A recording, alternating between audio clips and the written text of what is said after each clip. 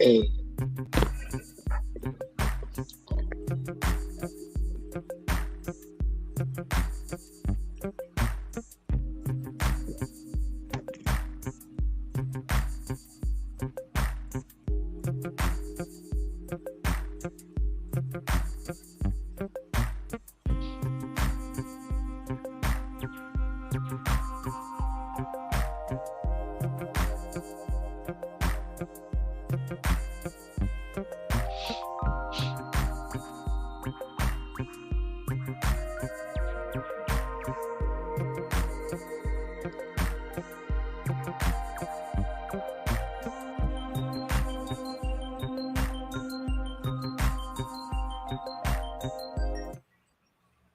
What? I'm actually some liking stuff. Anyways, good evening, y'all. Hopefully everyone's week is going good. If not, Todd and Mariah is going to turn it around. Vibes will back it up. You get what I'm saying. Anyways, welcome everyone to the live stream. To all those watching replay, hey, you got something good coming for y'all. Anyways, those watching the future, this is the first live stream Thursday night of 2024. Welcome to a new year, new adventures. Can't wait to see what happens. Anyways, welcome Mariah, welcome TJ. Hopefully you had a wonderful week. Happy New Year, everybody. Yes, good week here. I can't believe it's Thursday night already. It feels like it went pretty quick. That means you must have been having a good time. I did. I was telling you a little bit behind the scenes before the stream that I got baby fish everywhere. I've got the bunch of the white clouds that I've been talking about nonstop in the stream for the last few weeks. I also Tuesday, the female Paracyprochromis, that's the deep water Tanganyikan cichlid that I keep, dropped the first group of fry, and they're going great. They come out. They're like somewhere between a quarter and a half an inch long, and they look just like fully developed miniature versions of the adults. It's really, really crazy. They're so different. The white clouds come out as just these little eyelashes with like a head on them, and these guys are full little fish. And then I noticed that my Maltese had some babies recently. So it is fry in 3 different tanks going on here, and it's really exciting. It's good stuff. Awesome. So are they planning to sell these in the future, or what's the plan with these? Yeah. So I think certainly the Maltese, no, there's like 4 of them, right? So I'm just kind of growing a little bit of a group, but eventually, sure, I'll take some to the fish club, or my friends in the area that want some, things like that. I think certainly is part of the plan. Nice. How about y'all, Mariah? Been a while. How you doing? I'm okay. Honestly, I was not doing too well the first few days of the new year, as you guys can probably hear my voice. Recovering though, doing a lot better. But yeah, happy new year to everyone, of course. Hope everyone else is doing well. I know there's a lot of flu and a couple of bouts of COVID going back around, and a lot of other nasty stuff. So everybody, please take care of yourself out there. And we're happy that we're here with us tonight. I know you weren't feeling Yes. good earlier in the week, so I'm glad that you're feeling at least well enough to be with us. Yeah. Thank you. feel Me humbled. too. I'm really blessed happy to be on. to have. I'm What was that, blessed to Ryan? have the best co-host on YouTube, y'all. I don't know how I got to this point. I even can't give you a tip how to get to this point. I don't know. I gotta be yourself. Let's go ahead and welcome everyone into the stream. Those are lurking, welcome. We got GoFundMe for St. Dust. Thank Sam's Way posting it. Please be in the link. Thanks, Sam, for vibes. Aww. Robert! Did you fix the crap, or is it still leaking? Robert, I don't know yet. I have not water tested it yet. I mean, okay. But what I can see, it is fixed. I use, for those that don't know what we're talking about, I use Jamie Weld on my pond spillway, and I did a live stream. Okay, there's a video out on YouTube. I put out yesterday. Yesterday? Was it Tuesday? Whatever. About the spillway. It's a Jimmy Weld. And then yesterday, last night, I went and did a live stream on Instagram, putting it together. So, if you want to watch all that, sure, go at it. On Instagram, Vibes Aquatics or Eddie, you can watch that. Up to you. I did finish the stream, the rocks and stuff, put the spray film and all that. That way I can get back to running again. But yeah, thanks, Robert. The crack is supposed to be there, but the linking isn't. Hey, Benedict Queer! Hello from Houston, Texas. Hello from Austin. Long time no see. Kuro Works. Don't forget that thumbs gang. Oh, thanks, Kuro. Going to the chat. Pesodics! Hey, Pesodics. I saw your live stream earlier today. That was awesome. You had a big team up there on your panel. I saw Garcia up there. I saw the Grant and Shelby, the Garden Eater, up there. I saw a lot of others, but those are ones that I definitely recognize. They're some of my friends. So, welcome. And everyone, go double check. You're subscribed to Mariah. And that you're following her on Instagram. Same with TJ. It's getting to the next mile markers. Hey, I'd be happy to see them pass me up. That'd be awesome.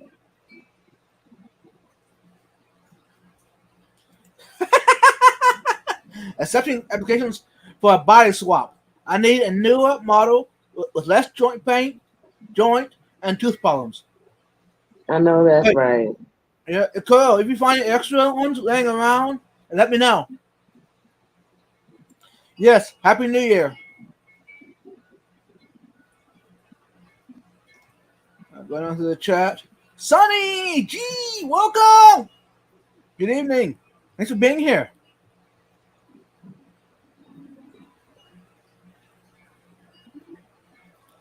Welcome, Fish Police. I see that. Welcome.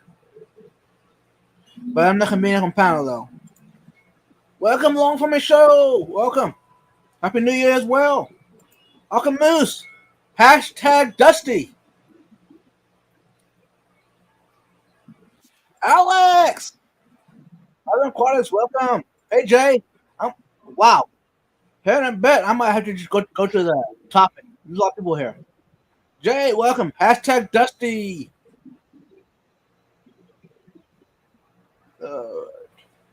Oh, sorry, Steven. Come on, missed you. CMP, welcome. Boots and Cats, welcome.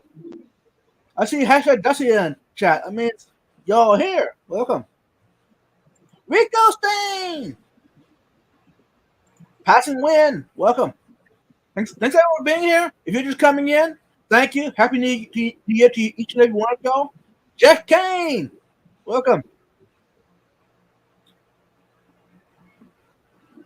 Fishram Link is here, y'all. So that means it's official. We are live. Big Steve, welcome. I'm trying to catch your comments. Welcome everyone to the chat before we go to the topic. Stephen White, welcome.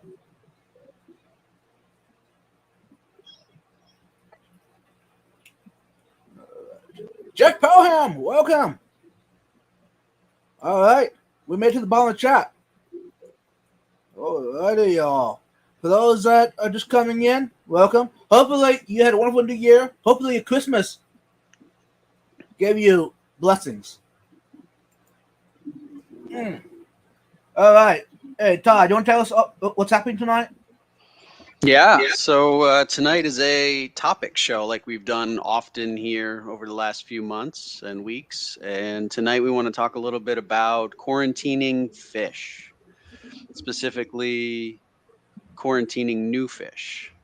And so I think that was something that we thought would be an interesting topic. I think we didn't realize it, but I think that the three of us maybe have some different opinions and thoughts on how to do that and what that's like. So I'm excited. I think it'll be some good discussion. Yeah, it's gonna be good.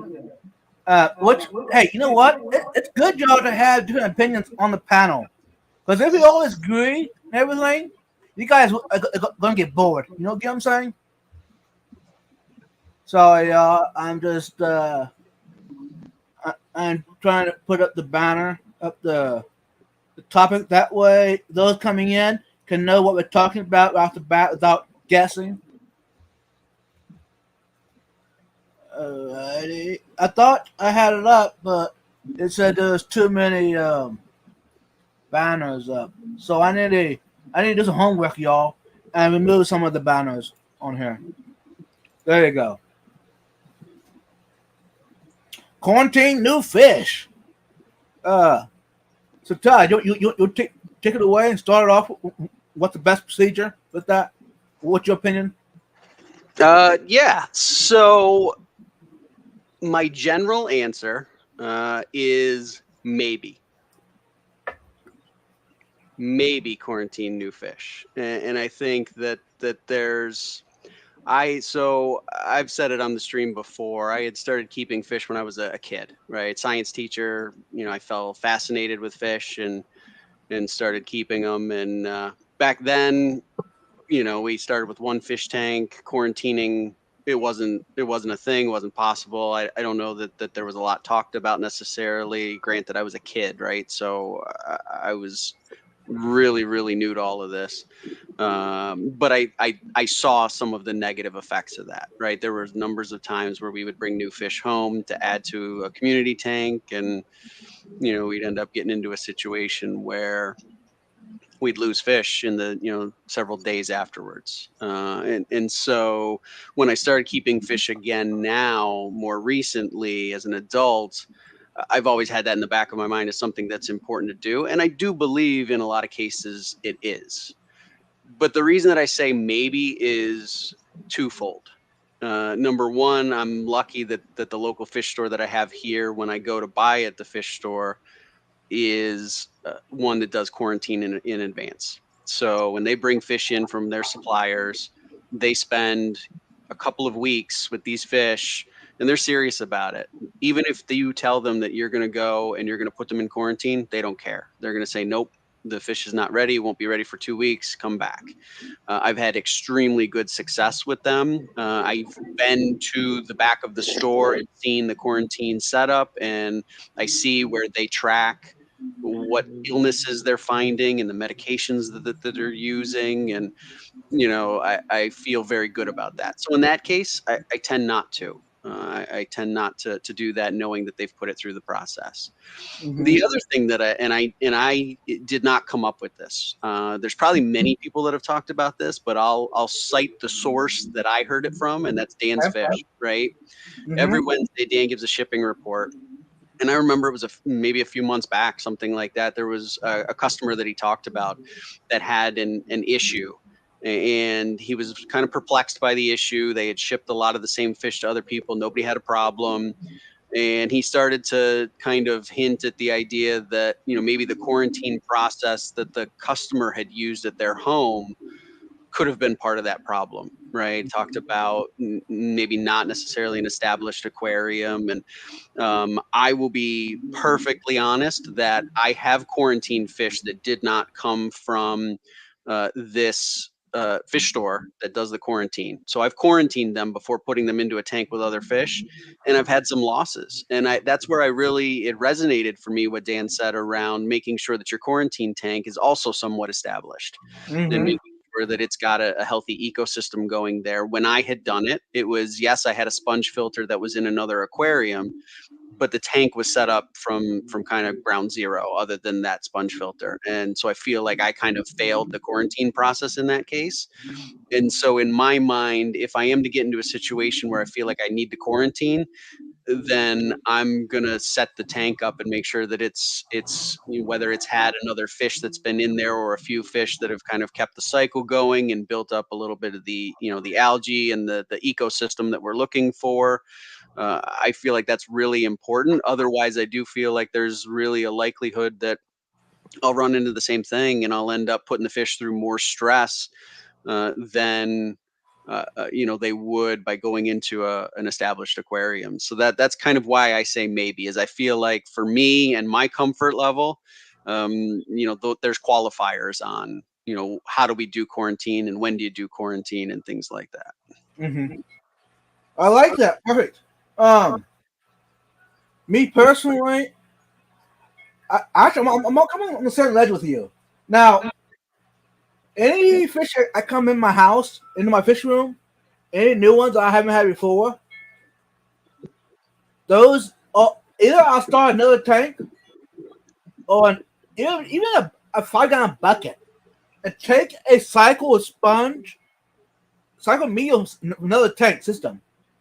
Add it to the tank, add the coordinator, add salt if I think that the fish needs salt for good health.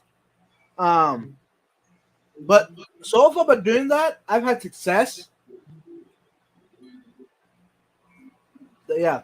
Before I go any farther, let's go ahead and welcome some more people into the chat. L2 Link to Land, welcome Toya. MBV, welcome.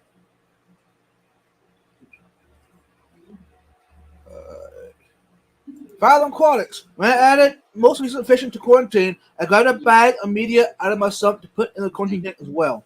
Yes. I also liked Riva's comment around it. If you set it up but you aren't feeding it, does that? I don't see. Let me scroll up and find the comment because I thought it was really, really good. You can have a tank full of water for years, but if you aren't feeding it a source of ammonia, then it isn't cycled. It's about bioload, etc. Right? Yeah, I think that's exactly right. So you have to think about, in my mind, again, right? In my mind, you have to think about the tank that you're using to seed the sponge filter, and does that have enough bioload there to cope with the bioload you're about to bring in new fish?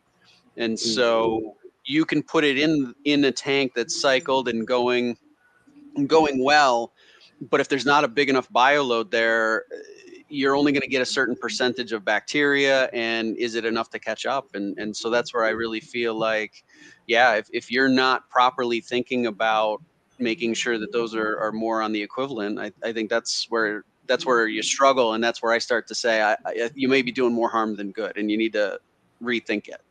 Yes.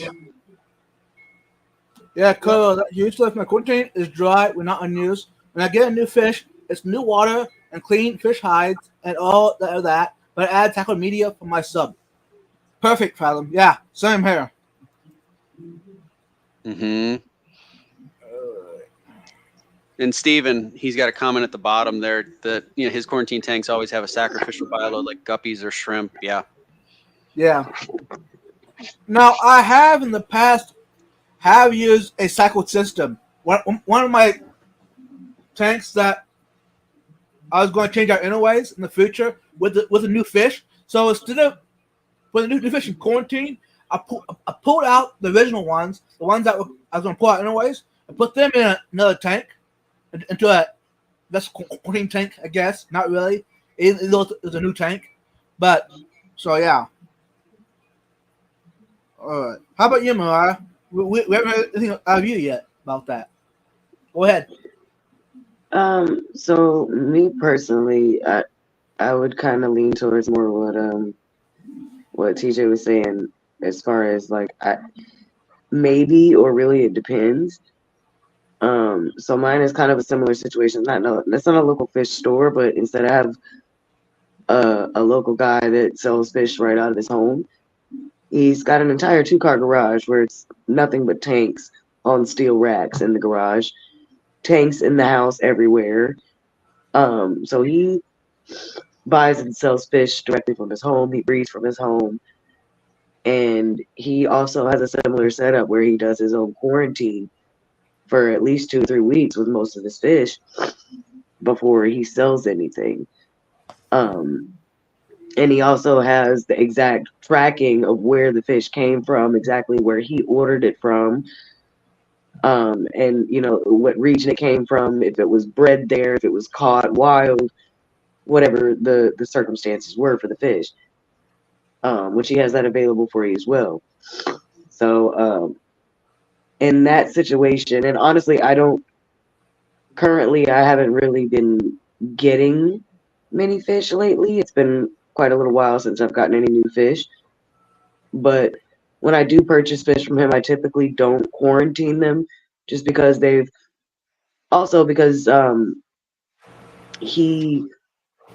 it's crazy, but most of his water parameters are almost exactly the same as mine. So that's not an issue either as far as acclimation goes. So yeah, I don't really necessarily feel the need to in most cases.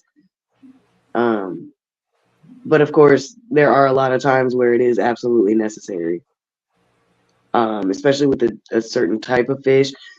Like for instance, when I set up my 150 gallon finally and have discus in there and angelfish, those are going to be a lot more delicate, of course, and are going to need a lot more just TLC and care and attention.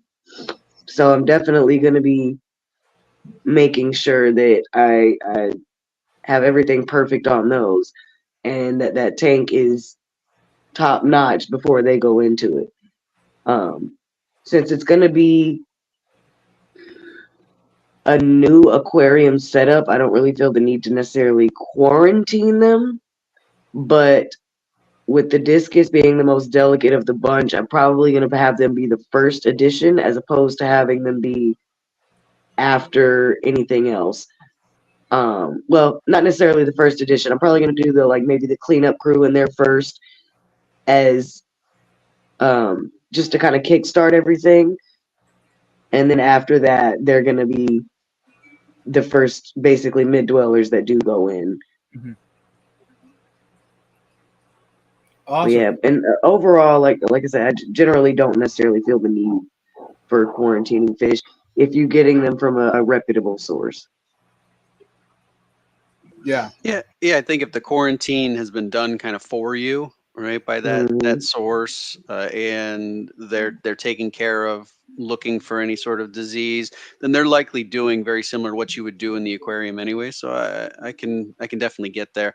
And I also feel like, again, for me, it still holds that whenever I put fish into an aquarium, I want it cycled. I know there's multiple ways to do that. The success that I have had in the last 3 years that I've been keeping fish now as an adult is I use a product by Fritz that's ammonium chloride or something like that. It's a powder that they sell. And I go through the pain of, a month or whatever it is for that to go through the cycle, right? And I watch the ammonia jump up and then it jumps down, the nitrates jump up. Is it unnecessary? Yeah, maybe, but that way I've known and have still had really good success. So from that standpoint, Mariah, I think putting new fish into a brand new aquarium, once you've got it cycled, it's similar to a quarantine, right? You're putting just them. They came from a single source into a new aquarium by themselves. So you aren't mixing at that juncture from all over the place. So it's kind of like its own quarantine. This is your reminder to keep an extra bag. What is the echo? Hold on, y'all. I don't hear one. How about now? We're good? No. Okay, Yep. That was weird. It was like a little bit that was echoing. This is a reminder to keep an extra bag of ceramic rings in a filter or even sub, or even your tank. Future will be thankful. Yes, Adam.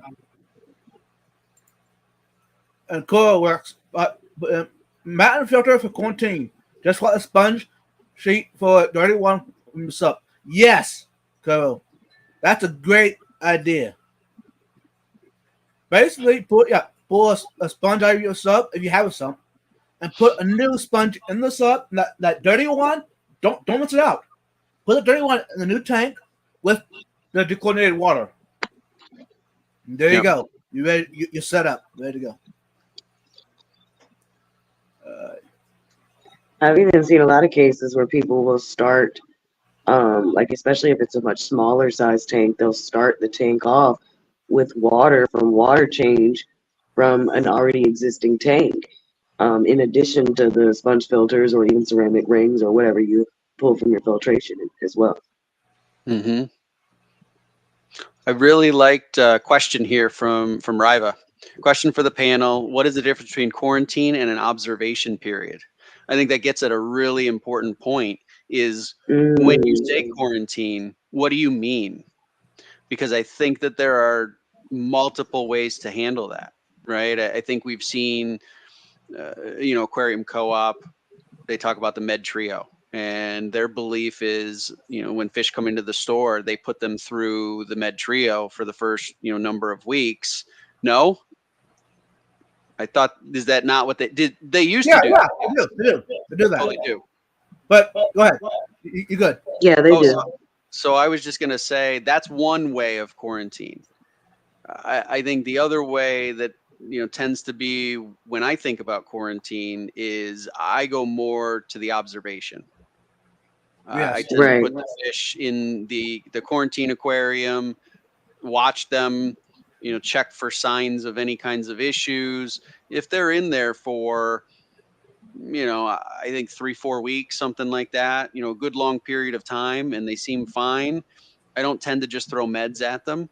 Again, it's a judgment call, and I've said it before, and I always have felt that there's multiple ways to be success in the hobby. We've all got our own little tricks and tips and the ways we prefer to do things. And for me, so I say, based on Riva's question here, I tend to do more of an observation period, and I treat where I see symptoms that need to be dealt with. I don't typically prophylactically treat with the medicines. Again, it doesn't mean it's the right way, but that's what it means to me. Yes. I agree 100% on that. I could dive a little bit into that as far as from a retail perspective, because there have been a lot of situations, because of course, like I said before, in a retail setting, it's not always possible, or it's usually not very possible with a lot of bigger stores to be able to quarantine new arrival fish. So unfortunately, they inevitably go into the large system where it's all one basically large sump filtration for 30 some odd tanks. With that being said, a lot of the treatment would consist of just a general treatment for tanks, as like aquarium salt, it just general overall regular care and husbandry in extra water changes and a little bit larger water changes as well. The day before the new arrivals come in, and even the day after they come in, do another water change. And just like you said, observation.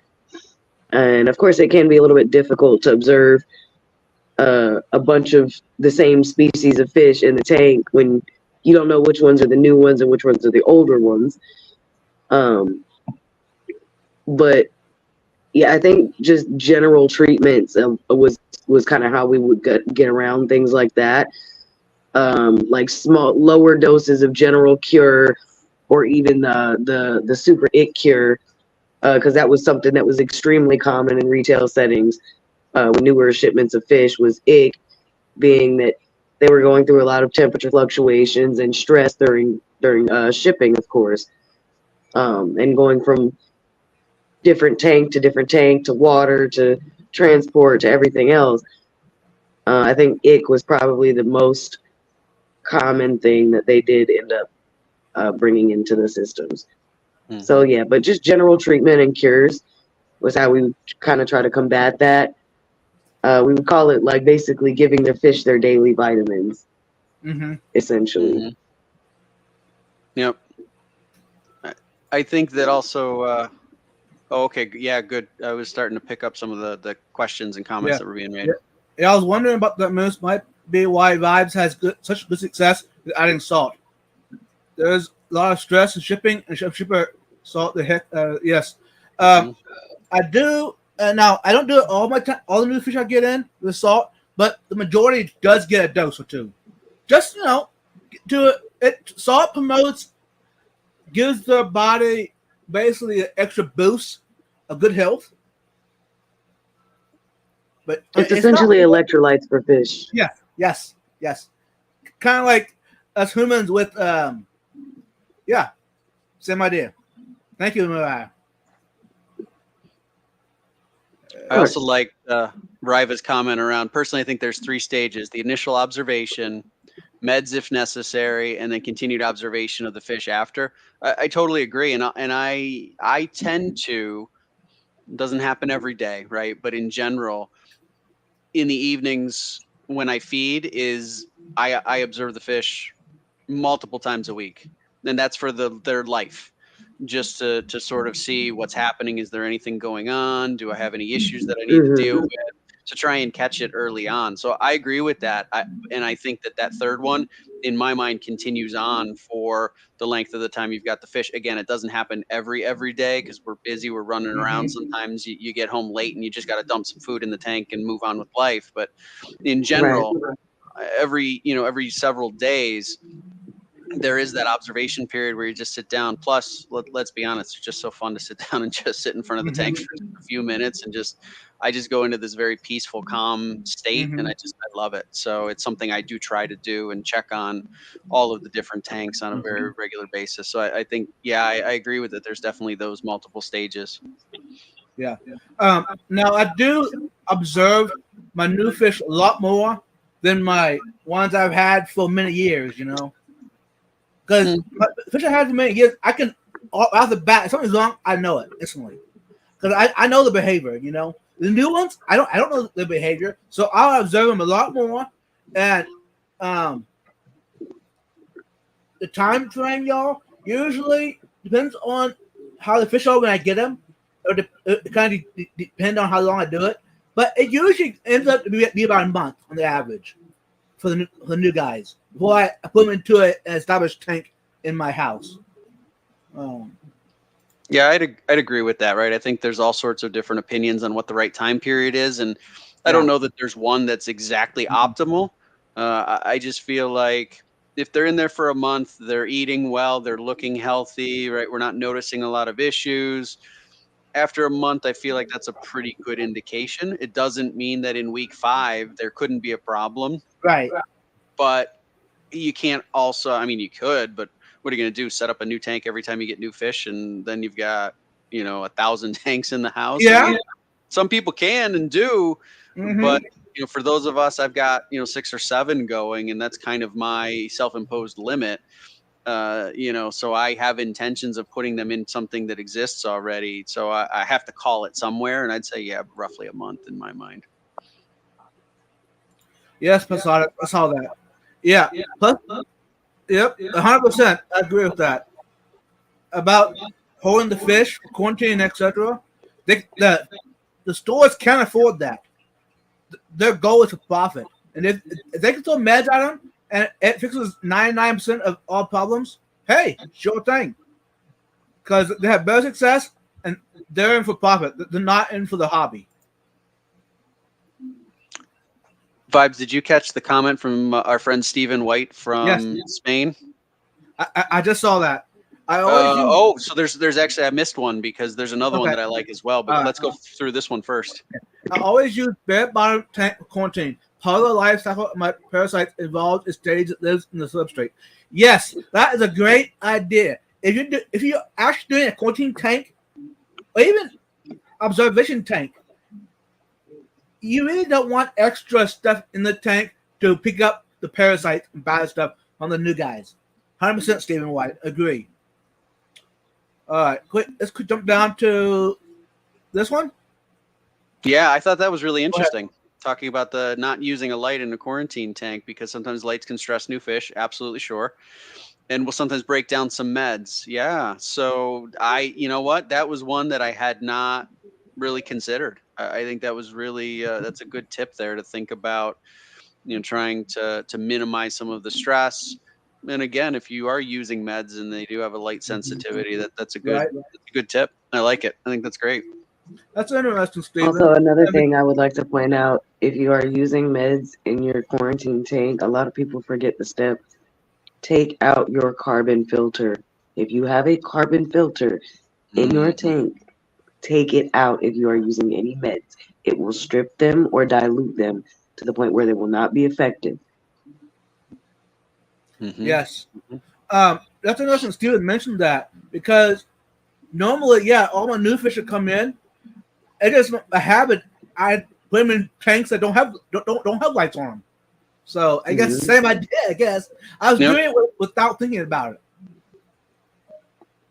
All right, Craig, welcome.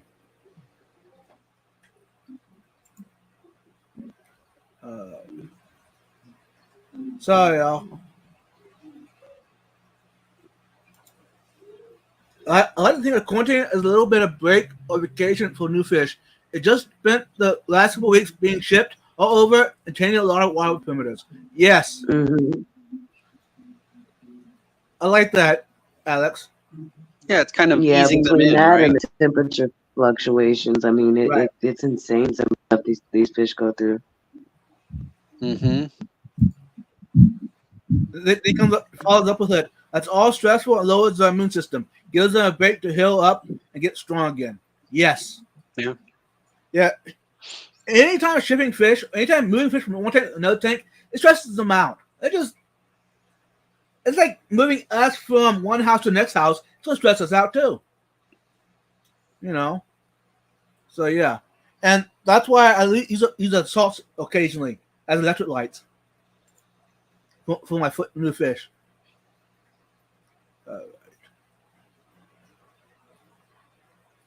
And it depends on the fish. For instance, a discus, I actually raise the temperature to about 85, 86 degrees with the discus fish, the new ones coming in. Basically, I want to give them as much possibility of good health to fight off any new stress, any new diseases. Ick's a big thing. And by giving them high temperatures, giving the electrolytes, clean water every day. If I have to, I clean the filters out too regularly. I want them to be at the best ability for success. Now, a lot of my other fish are not as finicky, per se, but I still do that. I still observe the same way. This might be a step higher than the average. Jeff Pelham put a comment in here, just the one right above that. You don't have to highlight it. I'll just mention it. There he did. Especially for aggressive tanks, right? I think he's reacting to Fathom's comment about giving them a little bit of a vacation or a break. Because if you're putting them into an aggressive tank, they're already kind of potentially have a weakened immune system or are feeling kind of, in a not ideal. So I just wanted to acknowledge that because I thought that's, certainly in a situation like that or where you've got a high load of fish, I think it's something that you definitely need to consider. Sorry, I shouldn't laugh. I can talk about it all day. Man, you're lucky I'm at work. Hey, another time, Alex. I'd love to hear some more of your great wisdom. Yeah, I was going to say, I really enjoy the commentary. I think it's good. Curlworks. Can't you kill it by just keeping it above a certain temperature? So you can and you can't at the same time. It makes the life cycle of the ick a lot faster. However, it doesn't do anything to kind of help alleviate the fish. And it can also, depending on the fish that you're treating, it can also stress the fish out even more to elevate the temperature without treatment.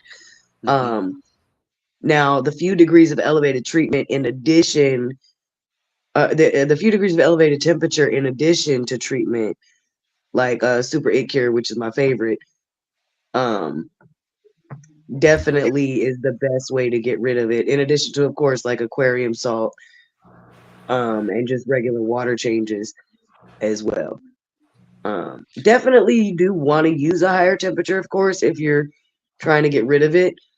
But like I said, it can vary depending on the type of fish that you're treating because you don't want to overly stress the fish that's already dealing with an infection.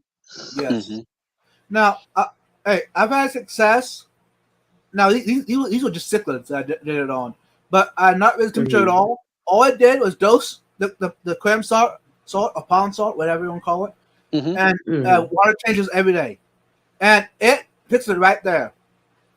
Now, let me ask So you, what temperature were your cichlids sitting at just in general during that treatment? 75. Gotcha. Oh, so you So So didn't yeah, I you would didn't raise say it. that would no, probably, yeah, that wouldn't. Usually they say would to go between, I believe it's 78 and 82 yeah, is the best, but 75 for cichlids, I mean, they're pretty hardy in general right, anyways, so that sounds about right. right, Just and you know, dosing and doing regular water changes sounds right, good. and because too high of temperatures will make it even worse for them. Now, depend on, like I said, it depends on your fish. Discus, Mm, go for it. 86 degrees, 87 degrees. They'll be just fine. But some yeah, of the absolutely. total water ones, you don't want to do that because it could actually make it worse for them. Right. For instance, it can be really hard to treat ick with certain fish, like goldfish, for example, or certain types of koi. Saw it a lot, like I said before, in a lot of retail settings and retail tanks. It can be really hard to treat them, just because of the amount of dosage you have to use in the tanks, and the amount of water changes that you have to do because you're very limited on how high you can raise the temperature for Hmm. those fish. So it takes the Yeah, life cycle of the egg to be a lot, it causes it to go a lot slower as opposed to knocking it out quickly. yeah. I think something that something that is difficult is you can never really see in some of these diseases that go dormant what happens, right? Mhm. And so that's where you don't really know. And so I think there's a lot of people that say, yeah, just with temperature or salt or whatever, they've had success, and for them they did. But did it Mhm. totally eradicate it or did it put it in a dormant state? It's so hard to know. And so Right. for me, I haven't had ick, thankfully, in decades at this point. And granted, I've been back in the hobby for 3 years after a lengthy absence, but Mhm. the last time I remember it was I was a kid. And so if I was to get it today, though, I think I would do a temperature, raise the temperature up a bit, right, on my tropical fish, Mhm. because Hmm. everything I've got is basically warmer water stuff. There's 78-ish degree plus fish Right. and some sort of an ICX or super IC cure or whatever, whatever the case may be. I think I would try Mhm. both to make sure that I had eradicated it as best as is possible. Again, you never Right. really know, right? I think that's kind of the interesting thing. I also wanted to go back. Stephen made a comment. He said, that's why he buys from Dan, essentially paying for the quarantine observation to be done for you. Certainly he admits also that, shipping process can still compromise the immune system. Absolutely. But a lot of those things that might have come in with should have been Right. hopefully either identified and addressed or they didn't present themselves. That's the same Mhm. reason I like buying when I'm buying at a local fish store. I like going to the one here in town that I'm lucky to have because I know they've already done that. And so the chances are less. It's not zero, Right. right? At some point I could buy fish and my luck would run out.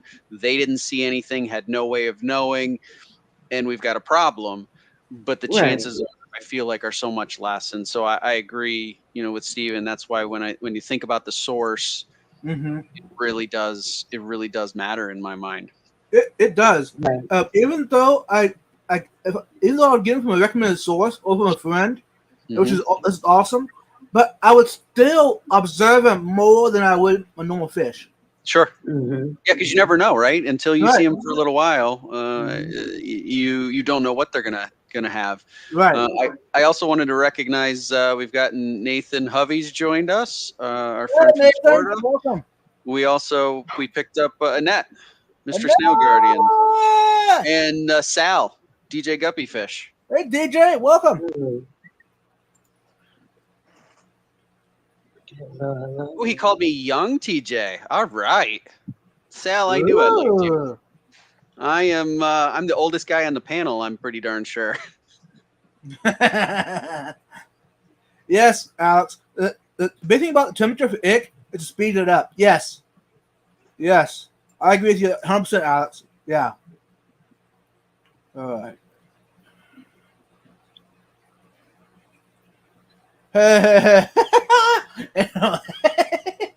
Back to the live stream, y'all. Oh, and Moose just figured out that Todd and TJ are synonymous names for me. I see that comment there. Yeah. Yes. Yeah, that's right, Moose. Yes. Now since we are talking about quarantine, usually after the quarantine process is over, or the really observation process is over, then I will go back to treating them like all my other fish. They get regular food on the days I feed. Yep. Nothing special. Now, like Vibes does not feed his fish every day. It's like 3 times a week. That's it. Oh, okay. You and I haven't talked about this, so this is really this is interesting. So you feed 3 times a week. So that's the start of the next topic. You got it. We'll leave it right there. Yep. Also, it will let all as viewers think about that. How about that? I'm not saying when the next topic is. That one is. So, anyways, so I had to throw it out there. Cool. There's my buddy Grandpa Berto. DJ. Wow, Garcia. There's my buddy Berto. No, Berto and I became quick buddies when we met each other at the Clash. He's a good dude. Yeah. Oh, same. Yeah, absolutely. Same here. When we met each other in Daytona, it was like instant click. Mm-hmm. Hey, Dee Dee. Hey.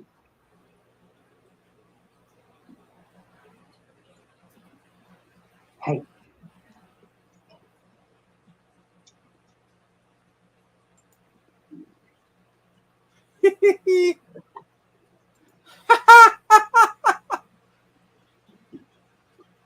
Okay. She went to the wrong channel. Dee Dee. Well, we are glad you found us again. Keystone Clash is here. Welcome. Hopefully you're having a great week. Ticket sales for the Keystone Clash went on sale on 1/1, everybody. So Nice. I have purchased my tickets. My hotel room is reserved. There is a special discount for tickets for the month of January. I think it's $75 instead of $100. I think is what it was for the full weekend membership, something like that. Don't quote me exactly, but there was a discount that was out there. So if you're thinking of going, first of all, I highly recommend it. It's an amazing time. I've been twice. Vibes and I met there for the first time in person this past year, and would love to meet everybody there as well. Hey, cool. It is Vibes Aquatics.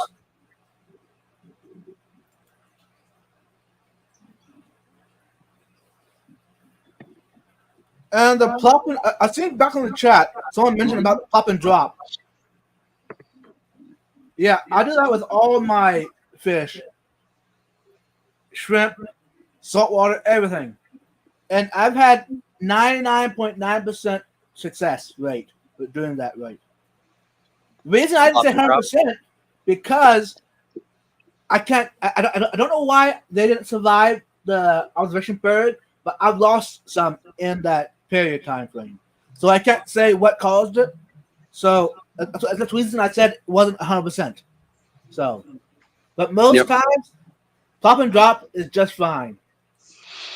I have typically practiced that as well. Now, granted, I don't think any of the fish that I keep are particularly challenging or come from water that is vastly different than what I've got here. They also are in usually local, either other aquarists' water or other fish stores in the area, so they're pretty similar. And so I tend to do the plop and drop as well. Mm-hmm. Oh, I did want to say that Clashy confirmed 25 off the full weekend registration, so it's $75. And I want to give a special shout out to Michael Long Family Shoal. He's I call him my neighbor because he lives in the next town. He lives in the next town over. Nice.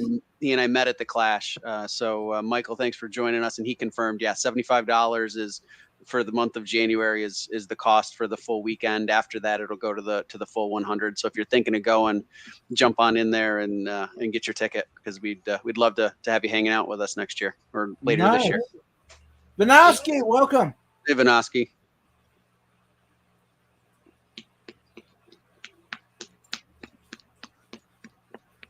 I'm in your comment, Susan White.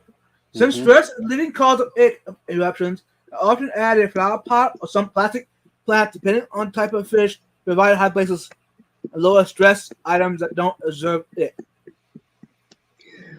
I would agree with that. With the exception, depending on the type of flower pot, I would avoid using like the clay pots or the terracotta, because they can kind of not absorb the medicine, but they can really badly stain as a result of it.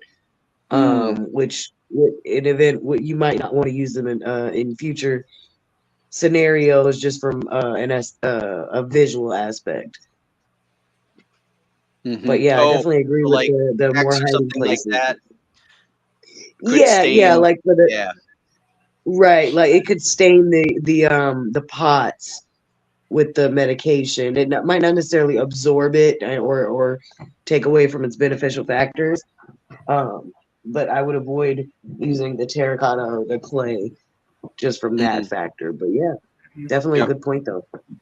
Yep. Oh, I want to do also a special, sorry vibes, I'm going all over the place here, but I just wanted to shout out to the mods. I see Sam dropping links here, and there's probably some other mods out there doing work. I just appreciate what you guys are doing. It really helps. Thank you for doing that so that we can focus on what we're doing here. Fathom came up with another good comment here. I think he meant plop and drop. Yeah. A lot of fish, but if you try that with fish with higher needs like EBJDs, which I think is electric blue Jack Dempsey's, you might get a rude awakening and wish you did it differently. Sure. Yeah. That's what I mean. Is I think everything that I've got is pretty, more the hardy, more kind of traditional types of species that don't seem to be bothered too much by a little bit of a change in parameter from a local store or another fish keeper in the area that I typically would get my fish from. Right. Sorry, I'm just checking. Okay, I was checking to see if Ed's going live here in a bit. 9:30 tonight is when he goes live. All right, we're good. Okay, because I don't like running over my next live stream. You get what I'm saying? Yep. So we're good. Okay. Hold on. I would say that I would argue that the beta fish are probably the least the least quarantined, of course. Yeah. And the least medicated, they have the least necessity for medication, I would say. Yeah.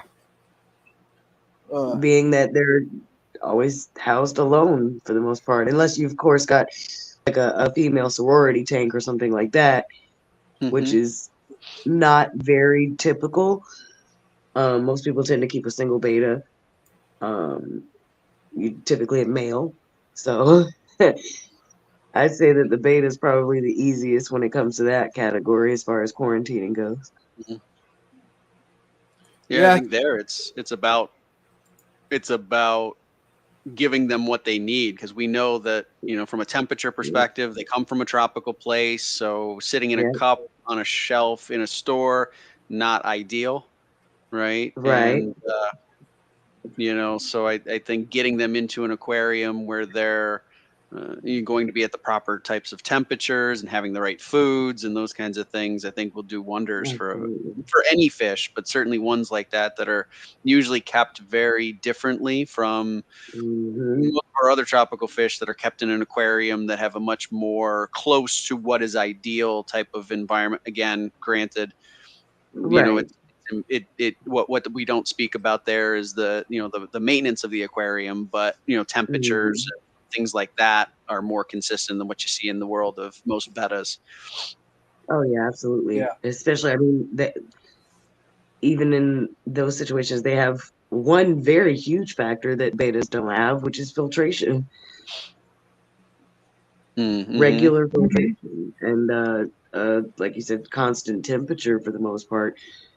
Whereas the betas are at the will of whatever the temperature of the room is in the store. Yes. Right.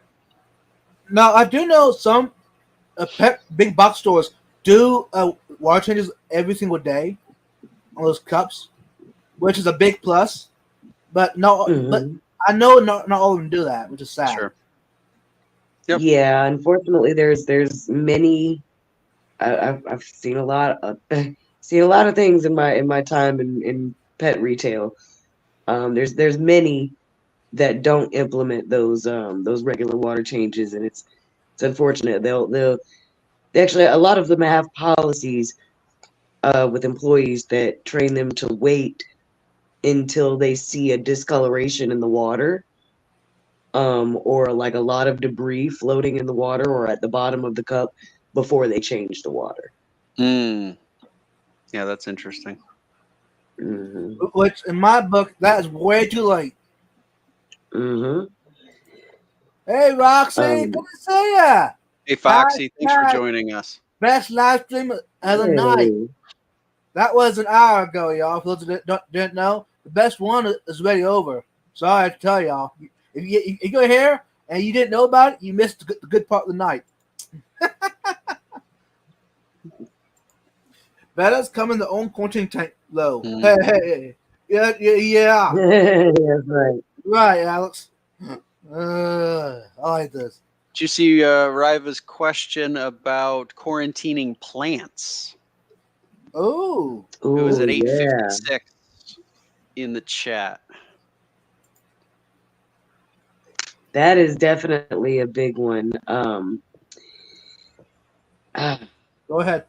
That one, I would honestly have to pass over to Todd.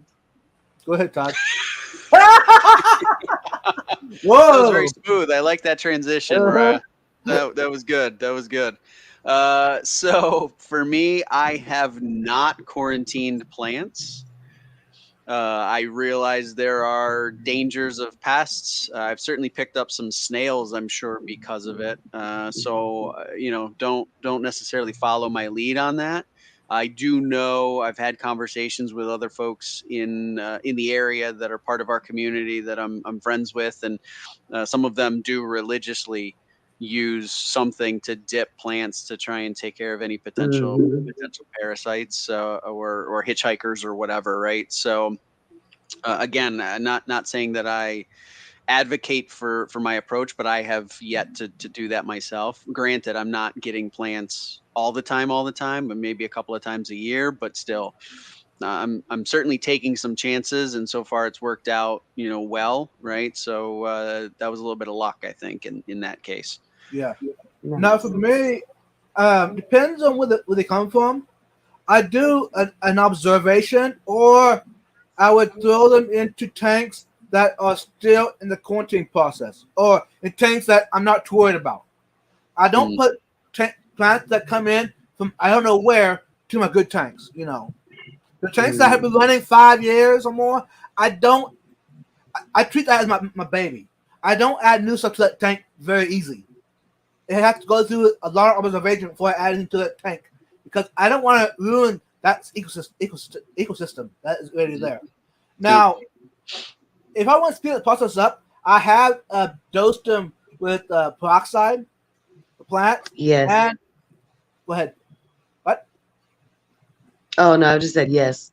Oh, and done even with vinegar, clean with vinegar even, and it makes them really good. And a couple days later to a week, even a couple days is all I need. I add to a good tank, but that's under really detailed work on my part. I like steel and peas, and I do nothing with my plants but rinse and tap. Yeah, so there's been a couple of different methods I've used before in the stores. One of them was actually really surprising. You guys might be really shocked at it, but put the new plants after you just rinse them in the tap, just give them a good shake, and I would actually put them in the freezer for a couple hours. I know it sounds insane, but it Yeah, worked Go ahead. very, very well. wait I'd a put them in the minute. freezer for a couple hours, take them out, and then once they come out, I'd rinse them again with the lukewarm room temperature water, and then they would actually get a peroxide dip as well. Go ahead. Let me make sure I got this. As Mhm. the novice no plant treater here.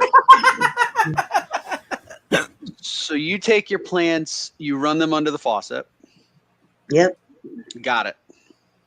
Then you throw them in the freezer for a few hours. Yep. Give them a good shake, get just the excess water off of it, throw them in the freezer for a few hours. Like in a bag, in a bowl, just throw them up there with right with Whatever you have. I mean, no, usually a bag or like just some type of container, whatever you have. Of course, you don't want to just put them in the freezer and have whatever's in the freezer touching on the plants themselves. But just checking. yeah, put them in the I want to freezer. make sure I understand the method for success. Okay. Mhm. And then you bring them out of the freezer, Yep. and then you do Put them in the freezer. Yes, very well. a The dip with peroxide dip. peroxide. It was usually diluted with a lot of water, of course. Okay. They would be dipped for about 5 minutes in that, and then just take them out, rinse them again, and they're ready to go in the tank. Wow. Okay. I just wanted to make sure I was clear. Sam says I asked too many questions. No, never. There was a lot of questions in there. I wanted Yeah. to make sure that I understood what we were talking about. No, it's good. It's good. If the plants have been in contact with fish, I quarantine them. Does that? Hey, those in the chat and also those on panel. Does that affect the plants? It can. It can, but certain pests are not going to have anything to do. Like there can be a lot of pests, like for instance, pest snails that have had no contact with fish whatsoever. A lot of these plants come from nurseries that don't contain fish. It's just aquatic plants. And with that being said, there's a lot of things that come in with the seedlings or the sprouts or what have you, or they just get in from the surrounding environment of the nursery, of course, Mm-hmm. and they just end up traveling along with the plant. And it's not any fault of the nursery itself or anything like that. I'm sure that they have ways and methods of trying to combat those things, but of course, there's no way around it perfectly all the time. So of course you have little mishaps or problems, but I think one of the biggest issues that I do see with plants, as far as pests is concerned, would be pest snails. That's probably the biggest issue I've seen, or maybe even in rare cases, certain types of algae. Mm-hmm. So, but yeah, a lot of times the dip or freezer method or just a good cleaning, depending on the type of plant it is, you can get rid of those eggs and those snails pretty easily. Yeah, we're having some comments here about the potential dangers of freezing. So you've got to do it, I assume, with some good caution. I think Steven said his luck, he'd forget them and leave them in the freezer overnight, and I'm sure that would be the end of those plans. Yeah, you definitely got to set yourself a timer and then make sure that you don't forget those things. That has happened to me before. I have lost about $100 worth of plants You left in them the in the store one freezer? day. Yes, unfortunately, we got very busy. Boy. But would it end up being a snack then? Nice, cold, refreshing snack? Yeah, for the goldfish. Yeah. No? Mm-hmm. What temperatures do... Hey, I'm going back to the one comment I saw back in the chat. By Kuro. Where is it? There we go. Sorry. Mm-hmm. What temperatures do the dragonflies stop laying eggs outside? What temperatures? I have no idea. I would assume probably the mid to lower 60s. So if the temperature's even the down in the high 40s, 50s. you should be fine? Yeah, no I would idea. say so. I'm not Okay. entirely certain though, but I would assume that around the same time as mosquitoes probably when it gets pretty much colder, Mhm. you don't really see them much anymore. They do start to die off, and there's not really ample area for them to lay their eggs with the colder temperatures. There's a lot less moisture typically, so. Right. Because I'm playing in the back of my mind about bringing the pond plants in my house once it gets down to about 40 degrees. Basically, that kind of guarantee that all those eggs are going to be dead, already hatched and flew off already? Not necessarily. I would say, are those annual plants or perennials? The annuals. Honestly, if they're okay in the colder temperatures, I'd wait until you've got a good freeze coming or a good below freezing temperature night coming. And it's gonna sound crazy, but you could even spray them down with a water bottle right as it's getting those lower temperatures and kind of give it like a good mist. Mm-hmm. That way it kind of gives an extra chill. And if it withstands those temperatures and is fine with that could actually kind of help move that process along. Kind of ultra freeze them if you would. Okay. I saw. Oh, I'm sorry.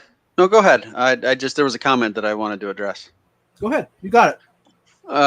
There was one comment. I think LJ said that that the recommendation that she's heard of, from Grant and Shelby at the Garden of Eden, is to use no planaria on plants. And Foxy says that that's what they do. So her and Brian, they do no planaria on plants that they bring in. So that's another method. Again, I think it's another one of these things where there's so many different methods. You got to find what sort of works for you and what makes sense, and how many steps do you want to use, and those kinds of things.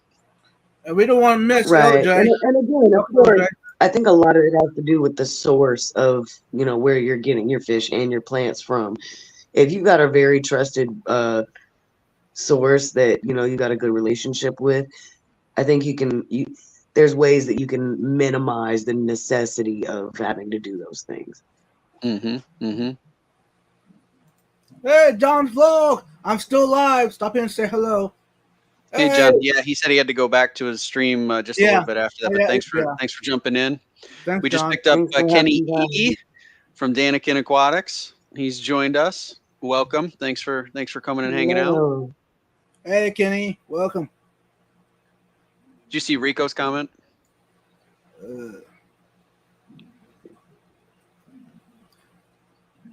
Hold on. I'm backing up. Yeah, go ahead.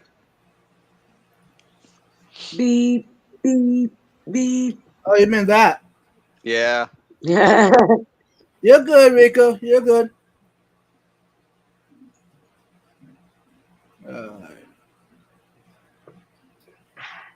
Sorry, I'm just making sure.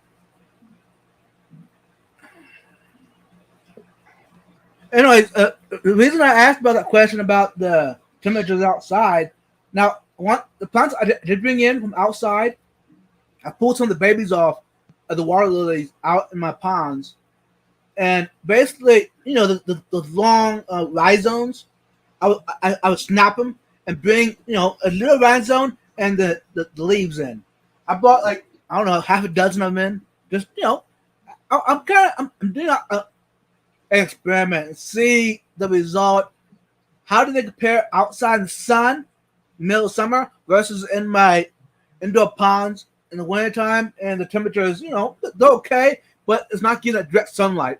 I do have a light above it, not a high fluid plant light per se. It's a hydro light of some sort. I don't know. So it'll give an experiment. I have seen that they are growing. The leaves are getting bigger. So there's something to it, but it's not as big as what it was outside. Video. That was why I asked that. All right. Stephen White says they usually 65 degrees will hatch them. So if they go dormant over the winter, like dragonfly larvae or something like that.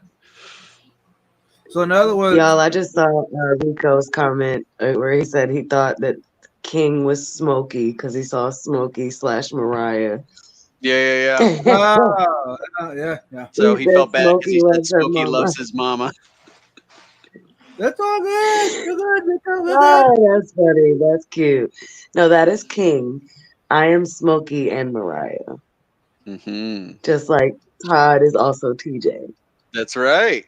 And Vibes is also Eddie. We've all got multiple names around here. That's right. Here on Vibes Aquatics, we go by we're all actors on here. You get what I'm saying? We go by our stage names. Mm-hmm. Mm-hmm.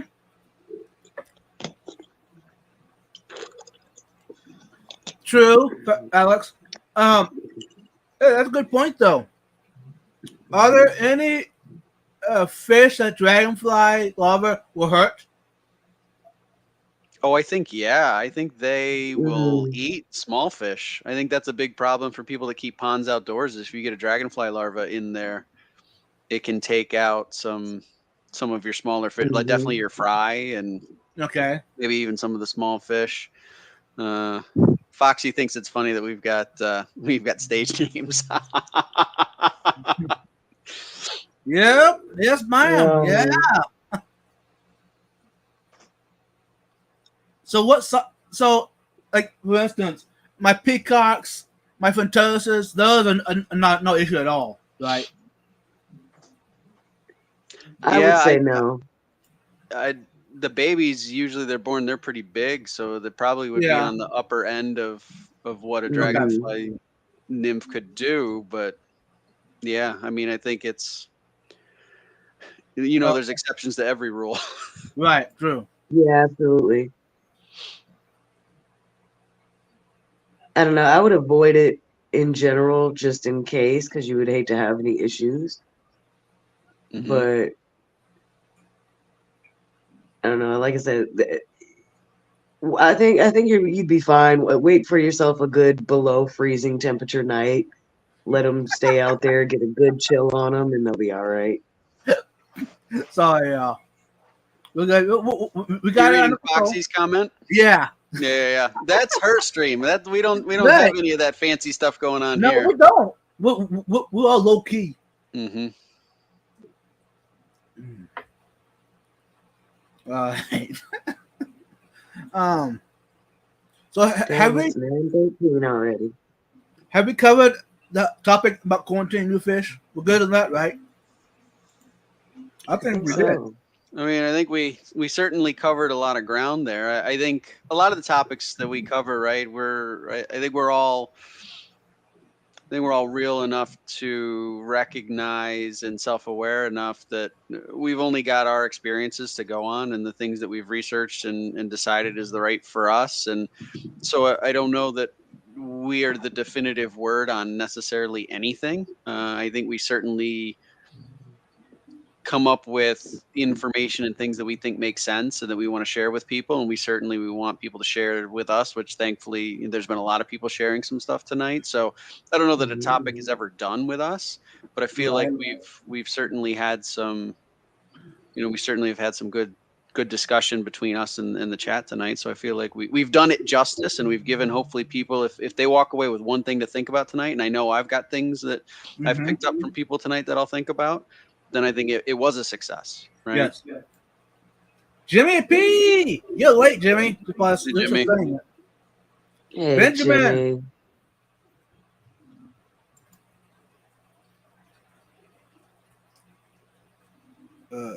Let me make sure I don't. If I missed you anytime in the chat, I'm sorry. I mean, we want to welcome everyone here, but sometimes the chat and we get deep into a topic, then we kind of zone out. So my apologies. And y'all be moving too fast sometimes in the chat. Yeah. No, don't ever tell them that, Mariah. That means we've got good engagement. We want the fast moving chat.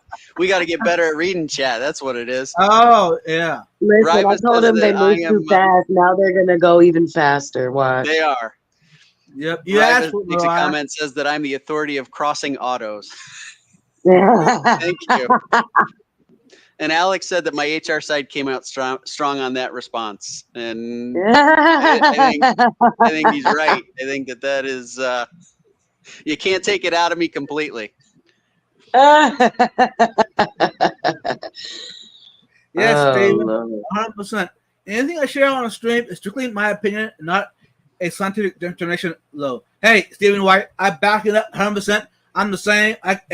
Whatever I say, please doubt what I say. Do your research, please. Because all I'm telling you is what it works for me. Absolutely. Thanks, And while Stephen. technically our opinions can be considered scientific determinations if they're things that have worked for us, but it's a personal scientific determination. Mm-hmm. Yes. Riva wants to know what happens if you breed a BMW with a Volkswagen. I don't know, but I feel like the Earth starts spinning backwards or something. You breed a BMW with a Volkswagen, you get a Saab. Wait, say that again? If you breed a Volkswagen with a BMW, you get a Saab. Whoa. Which, hey, careful. I had a Saab. I actually had a few vibes. Oh, okay. So we'll have to compare notes. That was long time ago, but yeah. Hey, I mean, German engineering on German engineering. I mean, it brings you Swedish engineering. Bound to come out with something Swedish, Okay. Okay, I'm done. Man, I'm gonna have to ponder this whole thing. All three of them are very difficult to work on. Okay. Fair enough. I think. Okay. All right. You hit the right notes right there, Mariah. You got it. There we go. All right. I don't know about that. Parts are not very cheap. I'll say that too. Parts are not cheap and they're difficult to work on. True. No, well, okay. All right. Yeah. That's a good point. It's not science unless you're recording data.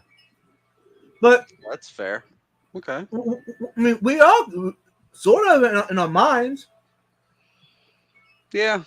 I think we are definitely. Well, technically it is. If you form a question, which is the hypothesis, and then you test that question, is not necessarily recording of the data doesn't mean you didn't test it.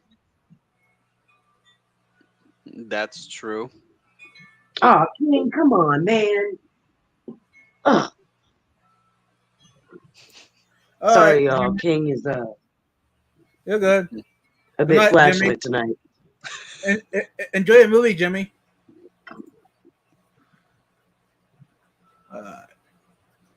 And yeah, for those that are in the chat yet, and those watching replay, if you have any topics that you want us to talk about, let us know. Sure. Because we're open. Because we got Ed coming up in about 11 minutes. Okay. All right. So we got about 11 more minutes to say goodbye. Wow. Oh, stop it. What's that? Oh, Mariah. Oh. She was telling us that it's time to get off. Just yawning. Well, the poor lady's been sick all week. She's just feeling better enough I to was come and gonna hang with say. us. So Yeah, I was gonna say I haven't been sleeping very well the past 4 or 5 days, so excuse me for No, you're No, my good. it's okay. my weariness. Okay. Let's go ahead and start wrapping it up. Mariah, what do you want to say to the Fish fam before we head out of here? First of all, I want to say Happy New Year to everybody. I hope everybody has a very prosperous and productive New Year. And of course, as always, thank you guys for having me on. Thank you to everybody in the chat for stopping by and engaging with us tonight.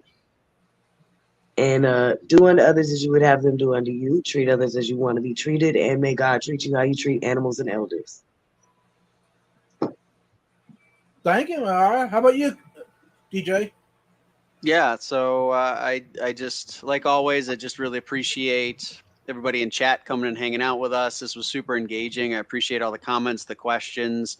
Whether it agrees or disagrees with anything that we say, all of it's welcomed, and really appreciate the heck out of it. And I just want to thank you guys as usual. I love our Thursday nights, getting here to chat and hang out together and talk through these different topics that we cover and some of the guests that we see. It really is.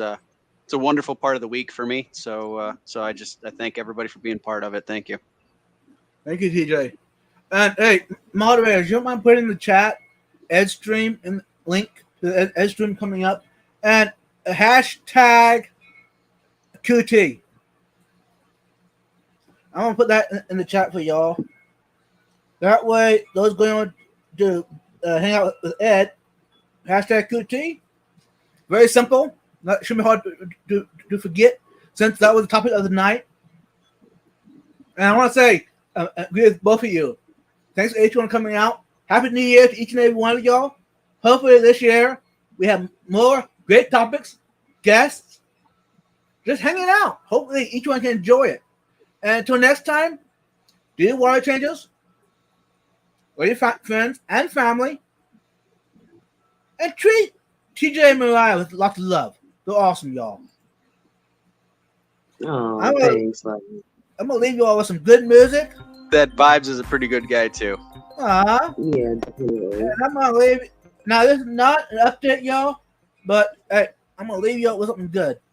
For those that have been faithful to the membership. Anyways, thank you. Bye.